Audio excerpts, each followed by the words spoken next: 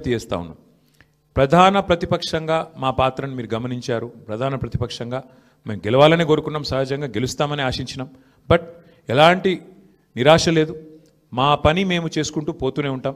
ఎందుకంటే 2 ఏళ్లుగా లగచర్ల కావచ్చు, హైడ్రా బాధితులు కావచ్చు, మూసీ బాధితులు కావచ్చు, 6 గ్యారెంటీల విషయంలో బాకీ కార్డుల రూపంలో కావచ్చు, ప్రజల తరపున గొంతు ఎత్తడంలో, అట్లాగే మా మీద జరిగే దుష్ప్రచారాన్ని తిప్పికొట్టడంలో శాసనసభ వేదిక కానీ బయట కానీ బ్రహ్మాండమైన పాత్ర పోషించాం. రేపటి రోజున కూడా అట్లాగే ముందుకు పోతాం. మరి మా కార్యకర్తలకు కూడా నేను చేసే విజ్ఞప్తి, సన్నద్ధం అవుదాం. అన్ని రకాలుగా ప్రజాక్షేత్రంలో మనం ఈ ప్రభుత్వాన్ని నిలదీయడంలో సఫలమైనాం. ముఖ్యంగా మా సోషల్ మీడియాలో పనిచేసే మా తమ్ముళ్ళు చెల్లెళ్ళకు కూడా నేను హృదయపూర్వకంగా అభినందనలు చెప్తా ఉన్నాను. సోషల్ మీడియాలో మీరు చేస్తున్న పని, మీకెవరికి నేనేమి పార్టీ తరపున జీతం ఇవ్వడం లేదు, మీకెవరికి నేను ఇచ్చేదేమీ లేదు. అయినప్పటికీ వాలంటరీగా పార్టీ మీద ఉన్న ప్రేమతో, నాయకుడు కేసీఆర్ గారి మీద ఉన్న అభిమానంతో మీరు చేస్తున్న కృషి, మీరు చేస్తున్న పని ఏదైతే ఉన్నదో మనస్ఫూర్తిగా నేను మీకు కూడా ధన్యవాదాలు తెలియజేస్తా ఉన్నా. అట్లాగే మా పార్టీ కార్యకర్తలకు, మరి మా గులాబీ కుటుంబ సభ్యులందరికీ నేను చేసే ప్రార్థన, దీంతో మనం నిరాశపడవలసిన అవసరం లేదు, బాధపడవలసిన అవసరం లేదు. తప్పకుండా ముందుకు పోదాం. అట్లా అనుకుంటే ఇవాళ జాతీయ స్థాయిలో కూడా మీరు చూసినట్టయితే మరి కాంగ్రెస్ పార్టీ బీహార్లో తన ఉనికిని కోల్పోయే పరిస్థితి ఉన్నది. కాబట్టి ఇవన్నీ సహజం, గెలుపులు ఓటములు సహజం. దీన్ని ఏదో పెద్ద సెట్ బ్యాక్ లాగా చూసుకోవాల్సిన అవసరం లేదు. తప్పకుండా మరింత బలంగా వద్దాం, ముందుకొద్దాం. ఒక రబ్బర్ బంతిని గోడకేసి కొడితే ఎట్లయితే తిరిగి బలంగా వెనకకొస్తుందో అట్లా మనం కూడా తప్పకుండా తిరిగి వెనక్కొద్దాం. పెద్దలు కేసీఆర్ గారు తిరిగి రాష్ట్రానికి ముఖ్యమంత్రిగా మళ్ళీ బాధ్యతలు చేపట్టేదాకా ఎవరి శక్తి మేరకు వారు శక్తి వంచన లేకుండా కష్టపడదామని చెప్పి మా నాయకులు కార్యకర్తలకు మరొకసారి ధన్యవాదాలు తెలియజేస్తూ, కష్టించి పనిచేసిన మా నాయకత్వం మొత్తం కూడా ఇక్కడ ఉంది. ఒక ఇద్దరు గురించి నేను ప్రత్యేకంగా చెప్పాలి. హరీష్ రావు గారు మధ్యలో పాపం వారి తండ్రి అనుకోకుండా అకాల మరణం జరిగింది.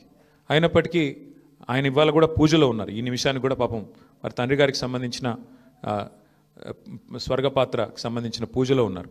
అయినప్పటికీ ఇంట్లో ఉండి కూడా ఆయన కూడా చాలా కష్టపడ్డారు. వారితో పాటు ఇంకా చాలామంది, మా రవీంద్రరావు గారు మా ఎమ్మెల్సీ, వారి సొంత అన్నగారు చనిపోయినారు.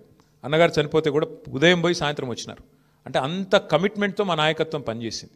అట్లా ఇంకెంతోమంది ఉన్నారు. నేను ఒకరిద్దరు పేర్లు చెప్తున్నాను, ఏమనుకోవద్దు. ఎంతోమంది నాకు తెలిసిన 2 ఎగ్జాంపుల్ చెప్పినాను.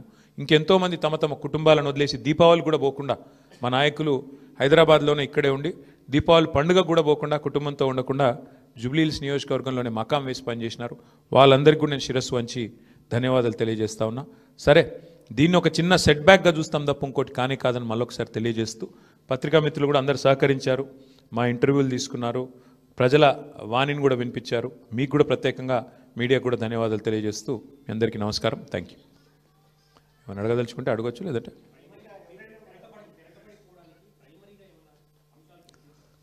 అంటే ఇప్పుడు ఇట్ ఈస్ టూ ఎర్లీ. ఒకటి మేము కూడా కూర్చుంటాం పార్టీగా, ఎందుకంటే మొత్తం ఇంకా అన్ని డివిజన్లలో ఎన్ని బూత్లలో మాకు లీడ్ వచ్చింది, ఎక్కడ మైనస్ అయింది, ఇంకా మేము కూడా చూడలేదు. బ్రాడ్గా ఓవరాల్ నెంబర్ తెలుసు బ్రదర్, మిగతా విషయాలు తెలియదు. కూర్చుందాం, రేపు ఎల్లుండి సావధానంగా కూర్చుంటాం. మా నాయకత్వం మొత్తం పనిచేసింది. సీనియర్లు మంత్రులుగా పనిచేసిన వాళ్ళు కూడా 10 బూత్లకు ఒకరు ఇన్ఛార్జ్గా తీసుకున్నారు. ఇప్పుడే ప్రశాంత్ రెడ్డి గారు చెప్తున్నారు నాకు, అన్న మా షేక్పేట్లో మా 10 బూత్లలో నా దగ్గర మాత్రం 1100 మెజారిటీ వచ్చిందని చెప్పి ఇప్పుడే ప్రశాంత్ రెడ్డి గారు చెప్తున్నారు. విశ్లేషించుకుంటాం, అట్లా ఎట్లెట్లా క్లస్టర్ల వారీగా ఎక్కడెక్కడ ఏం జరిగింది చూసుకుంటాం, సమీక్ష చేసుకుంటాం, డెఫినెట్గా ఆత్మవిమర్శ చేసుకుంటాం. ఎందుకంటే ప్రజలు మరి అల్టిమేట్గా ఎందుకు మొగ్గు చూపారు కాంగ్రెస్ పార్టీ వైపు అనేది కూడా మేము కూడా విశ్లేషించుకోవాలి, ఆత్మవిమర్శ చేసుకోవాలి. తప్పకుండా ఏదైతే ఉందో మా పోరాటం మాత్రం కొనసాగుతుంది. ప్రజా సమస్యల మీద, ప్రభుత్వం మీద, ప్రజలకిచ్చిన హామీలు నెరవేర్చే అంశంలో మాత్రం డెఫినెట్గా మా పోరాటం కొనసాగుతుంది. మిగతా అన్ని విషయాలు చర్చించడానికి బోలెడ్ టైం ఉంది.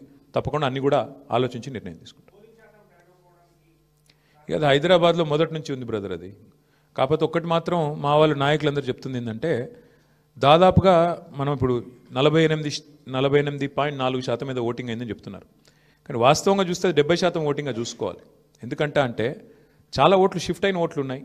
కొన్ని అసలు ఓటర్లు పేరుకు లిస్టులో ఉన్నా అక్కడ ఓటర్లు లేరు.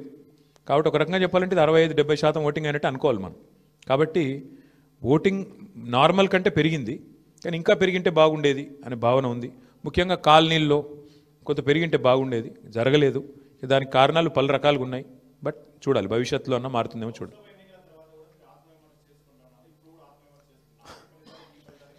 చాలా తేడా ఉంది కదా బ్రదర్. ఇప్పుడు స్పష్టంగా ఈ ఎన్నికలతో ఏం తెలిపోయింది, ఈ రాష్ట్రంలో, తెలంగాణ రాష్ట్రంలో కాంగ్రెస్ ప్రభుత్వానికి, కాంగ్రెస్ పార్టీకి ఒకే ఒక్క ప్రత్యామ్నాయం బీఆర్ఎస్.